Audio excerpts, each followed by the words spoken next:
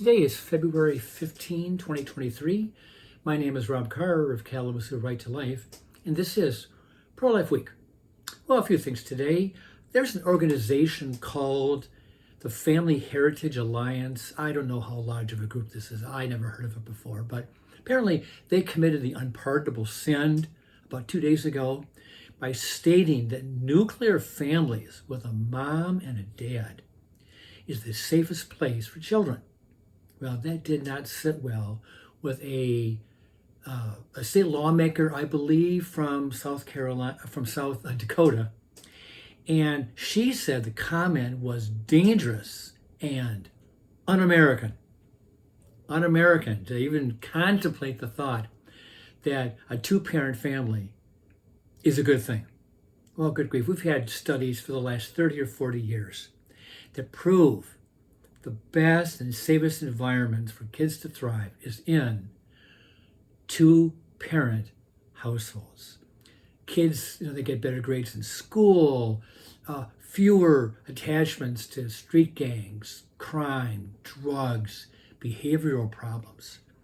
I mean, it's just, the facts are there. And not to mention, if a mom has a live-in boyfriend who is not the biological parent, the percentages of child abuse is way high. It not to mention that also abuse by the boyfriend on the girlfriend. It's just the fact. It just is the fact. I know that not every family has the luxury of a two-parent home. Divorce has torn apart way too many families. And there are other factors that complicate the situation and are obstacles for children to thrive. But on the whole, a mom and a dad is the best solution for productive, healthy kids to grow. Okay, last item. I saw this. I'm sure many of you did too in the news. Former South Carolina Governor Nikki Haley announced that she is running for president. She is running for the Republican nomination for the presidency. Well, good for her. I like Nikki Haley. She was a successful governor. She has a record to run on. She was also a successful ambassador to the UN during the Trump years, at least for part of the Trump years. And she is a competent candidate for president. She really is. Does she have a chance to win? I don't know. I mean, right now, we only have two announced candidates, Donald Trump and Nikki Haley. So can she beat Trump? I don't know. I mean, Trump is a formidable candidate, but, he does bring to the table his own set of negativity with the American public. And in many respects, Nikki Haley is an untested individual when it comes to national politics. I mean, she did well in South Carolina, but on the national stage, can she compete? She's going to need a lot of money, stuff that Donald Trump has in boatloads.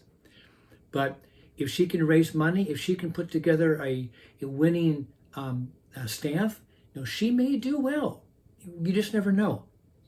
She is, and she is articulate. She's strongly pro-life. She's got a lot going for her. And I will be frank, this is just me speaking. This is not Right to Life or Kalamazoo Right to Life's board of directors saying this. This is just me on my own podcast. But I will be frank. I get tired of Donald Trump attacking rivals or potential rivals.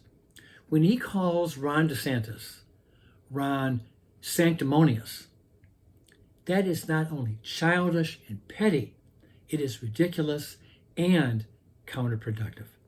The GOP candidates need to focus on only one politician. Joe Biden, he is the target. He is the target. his economic policies, his pro-abortion policies. Trump needs to see that just because someone wants to run for president, that is not a sign of disloyalty to him. And for that matter, what makes him think that he deserves unfiltered loyalty? Lawmakers need to be loyal to the Constitution, to the American people, to our country, not to one man. If I'm going to have any loyalty to one man only, that will be Jesus of Nazareth. And just to call him a man by eliminating his deity is a blasphemy in and of itself. So anyway, Jesus is the standard, not Donald Trump. Every pro-life candidate should have the right to present their vision for the country and let the best vision win. The one who is best able to defend that vision without attacking their opponents. Ideas should win, not insults or stupid name-calling. Will Ron DeSantis or Mike Pompeo or Mike Pence enter the race? Time will tell. But if they do, their campaign should stand or fall on how they articulate a new vision for America. Yes, debate can and should highlight differences between the candidates. The public needs to see that not all the candidates are alike. I mean, I'm not completely in agreement with everything my wife says. But that doesn't mean that I'm going to run down and divorce her because there may be some differences of opinion. And that's not being disloyal either. We should be able to debate our differences. Doesn't mean that a candidate doesn't have the right to name call or talk about a person's physical traits.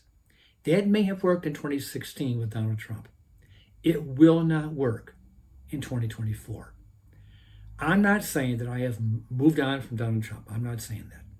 I'm just saying that he needs to grow up and be presidential. We win on ideas, not slurs. With that, I'll let you go, and I will see you next time.